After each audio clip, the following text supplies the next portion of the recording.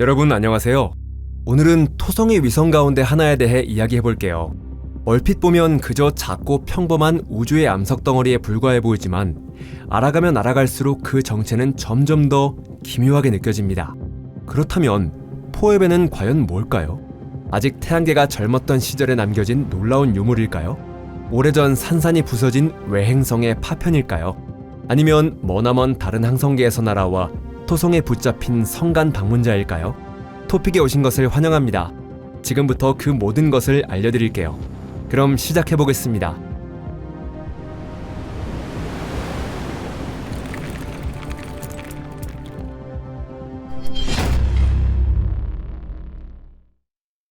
새로운 기법의 선구자. 포에베는 1899년 3월 18일 미국의 천문학자 윌리엄 헨리 피커링이 약 1년 전에 촬영된 사진 건판을 조사하던 중 발견했습니다. 흥미롭게도 포에베는 천체 사진 관측을 통해 발견된 최초의 위성이었죠. 이후 이 방법은 천체를 발견하는 대표적인 방식으로 자리잡았으며 지금도 계속 사용되고 있습니다. 명왕성을 비롯해 에리스와 세드나처럼 태양계 외곽에 위치한 천체들도 바로 이 방법을 통해 발견되었죠. 오랫동안 우리는 포에베에 대해 거의 아무것도 알지 못했는데요. 발견된 뒤 100년이 넘는 세월 동안 포에베는 토성에서 가장 멀리 떨어진 위성으로 여겨졌습니다. 토성과의 거리는 무려 1300만 킬로미터에 달하며 포에베가 토성을 한 바퀴 도는 데 걸리는 시간은 550일로 지구가 태양을 한 바퀴 도는 기간보다 훨씬 깁니다. 2000년대에 들어선 뒤에야 관측 기술이 발전하면서 포에베보다 훨씬 더 먼 곳을 도는 위성들이 잇따라 발견되었죠. 포에베의 대략적인 크기도 밝혀졌습니다. 이 천체는 불규칙한 형태를 지니고 있으며 커다란 천체에서 볼 수 있는 구형과 흔히 볼 수 있는 우주의 암석 덩어리 사이에 중간쯤 되는 모습을 하고 있습니다. 가장 긴 부분의 지름은 약 213km이고 가장 짧은 부분은 136km입니다. 재료가 조금만 더 많았다면 더욱 평범한 구형 천체가 될 수 있었을지도 모르죠. 포에베의 궤도를 처음 조사했을 때부터 이미 이 천체가 이른바 불규칙 위성으로 분류된다는 사실이 밝혀졌습니다. 이것은 무슨 의미일까요? 행성과 동시에 또는 행성이 탄생한 직후에 형성된 평범한 위성, 즉 규칙 위성은 일정한 천체 역학 법칙을 따릅니다. 규칙 위성은 행성 자체가 자전하는 방향과 같은 방향으로 행성 주위를 돌고 대개 행성의 적도면에 가까운 궤도를 그리며 궤도 이심률도 그리 크지 않습니다. 또한 같은 행성의 다른 위성들과 궤도 공명을 이루는 경우도 드물지 않죠. 예를 들어 가니메데가 목성을 한 바퀴 도는 데 걸리는 시간은 유로파가 2바퀴, 이오가 4바퀴를 도는 데 걸리는 시간과 거의 같습니다. 트리톤을 제외하면 행성의 대형 위성은 모두 규칙 위성으로 분류되죠. 물론 달도 그 중에 하나고요. 반면 불규칙 위성은 이러한 조건 가운데 적어도 하나를 충족하지 않으며 대개는 모든 조건에서 벗어나 있습니다. 포에베가 바로 그 대표적인 사례죠. 포에베가 토성을 도는 궤도는 이심률이 커서 상당히 타원형이며 토성의 적도면에 비해 크게 기울어져 있습니다. 다른 어떤 위성과도 궤도 공명을 이루지 않으며 태양계의 6번째 행성인 토성 주위를 역행하죠. 다시 말해 토성의 대다수 위성과 반대 방향으로 움직이고 있는 것입니다. 일반적으로 포에베와 같은 위성은 현재의 궤도에서 태어난 것이 아니라 나중에 행성의 중력에 이끌려 붙잡힌 뒤 위성 무리에 합류한 것으로 여겨집니다. 오랫동안 포에베는 과학자들에게 특별한 관심을 받지 못했습니다. 수백만 년 전 토성에 붙잡힌 흔한 우주의 암석 덩어리에 불과하며 그곳에 특별히 희귀하거나 놀라운 점이 있으리라고는 누구도 생각하지 않았기 때문이죠. 하지만 여러분도 이미 눈치채셨겠지만 실제 이야기는 그렇게 지루하게 끝나지 않았습니다. 우주에서의 조우와 뜻밖의 수수께끼. 우주 탐사선이 촬영한 포에베의 본격적인 사진은 1981년 9월 4일 유명한 보이저 2호에 의해 처음으로 얻었습니다. 하지만 사진의 화질은 결코 좋다고 할 수 없었죠. 포에베는 궤도가 크게 기울어진 먼 거리의 불규칙 위성이었고 보이저 2호의 비행 경로 역시 포에베 근처를 지나도록 설계되어 있지 않았습니다. 보이저 2호가 포에베에 가까이 접근하는 것은 쉽지 않았습니다. 위성과 탐사선 사이의 거리는 200만 킬로미터가 넘었고 사진에는 고작 10여 픽셀 정도로 이루어진 흐릿한 원반만 찍혔죠. 결국 결정적이라고 할 만한 새로운 정보는 아무것도 얻을 수 없었습니다. 이러한 상황을 바꾼 것은 또 하나의 유명한 행성 탐사선 카시니였는데요. 카시니의 비행 경로는 토성 궤도에 진입하기 전에 포에베에 가까이 접근할 수 있도록 특별히 계산되어 있었습니다. 그리고 그곳에서 마주한 광경에 과학자들은 놀라움을 감추지 못했는데요. 앞서 말씀드린 것처럼 과학자들은 이전까지 포에베를 천문학적인 시간 척도로 보면 비교적 최근에 토성에 붙잡힌 소행성이라고 생각했습니다. 하지만 카시니가 촬영한 사진에 담겨있던 것은 전형적인 소행성의 풍경과는 전혀 다른 모습이었죠. 우주먼지로 뒤덮인 매우 어두운 표면 곳곳에는 그보다 훨씬 밝은 수많은 충돌구가 흩어져 있었습니다. 이러한 외형은 오히려 트리톤과 같은 태양계 외곽 천체에서 나타나는 특징에 가까웠습니다. 다시 말해 포에베는 평범한 암석질 위성이 아니라 태양계 끝자락에서 찾아온 태고의 방문자로 보아야 한다는 뜻이죠.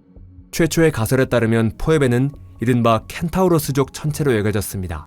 켄타우로스족은 목성과 해왕성 사이의 궤도를 가진 소행성들을 가리키기 위해 과학자들이 붙인 이름이죠.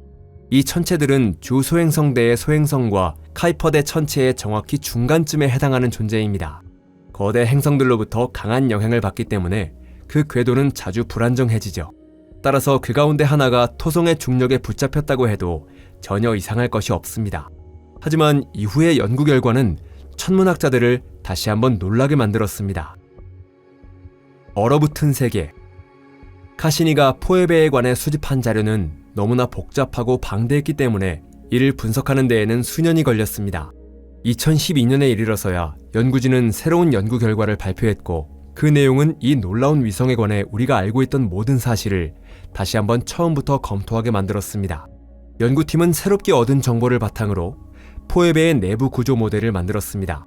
그 결과 포에베는 탄생 초기 적어도 내부의 일부가 층을 이루는 분화 과정을 거쳤을 가능성이 있다는 사실이 밝혀졌죠.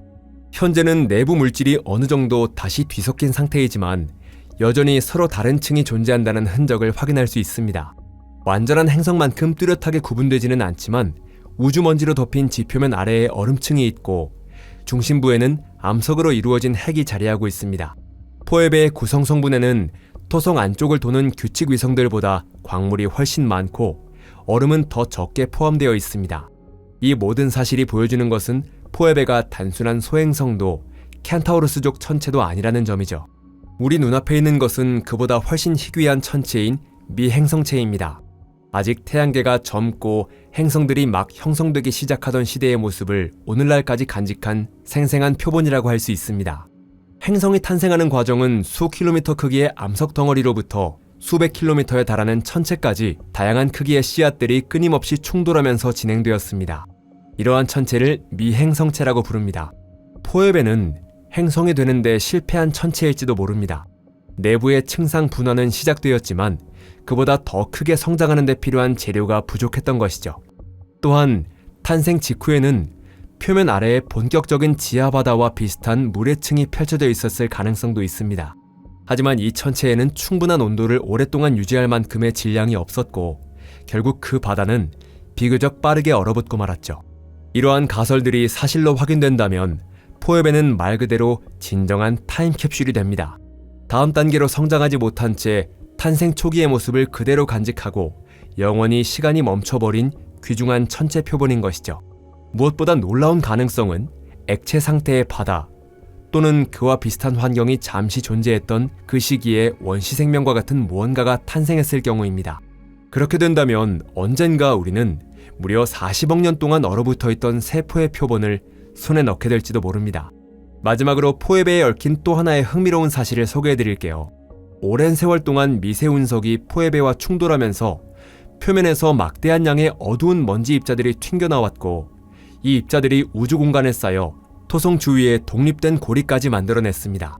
다른 고리들과 달리 이 고리는 포에베의 궤도면을 따라 매우 넓게 퍼져 있어 토성의 적도면에 비해 크게 기울어져 있습니다. 포에베 고리는 이 거대 행성의 모든 고리 가운데 가장 멀리 떨어져 있고 가장 어두우며 동시에 가장 이례적인 고리입니다. 포에베 표면에서 방출된 먼지는 포에베 고리를 이루며 토성의 다른 위성들에게도 독특한 영향을 미치고 있습니다. 예를 들어 과학자들은 오랫동안 이아페투스의 기묘한 외형을 두고 고민해왔습니다. 한쪽 반구는 어둡지만 반대쪽 반구는 밝기 때문이죠. 그 원인이 무엇이었는지 이제는 짐작하셨을지도 모르겠네요. 토성의 바깥쪽 고리에 존재하는 포에베에서 유래한 먼지가 조금씩 안쪽으로 이동하면서 이아페투스의 선행 반구, 즉 궤도를 따라 나아갈 때 입자들과 가장 먼저 충돌하는 쪽에 부딪히고 있는 것입니다. 포에베는 지금까지 겪어온 운명과 독특한 성질을 모두 고려했을 때 아마도 토성에서 가장 기묘한 위성 가운데 하나일 거예요. 얼핏 평범하고 눈에 띄지 않아 보이는 천체가 사실은 수많은 분야에서 놀라운 발견을 안겨주는 과학적 수수께끼의 보고였다는 사실을 보여주는 매우 인상적인 사례입니다. 이 영상이 마음에 드셨다면 좋아요를 눌러주시고 친구들과도 공유해주세요. 시청해주셔서 감사합니다.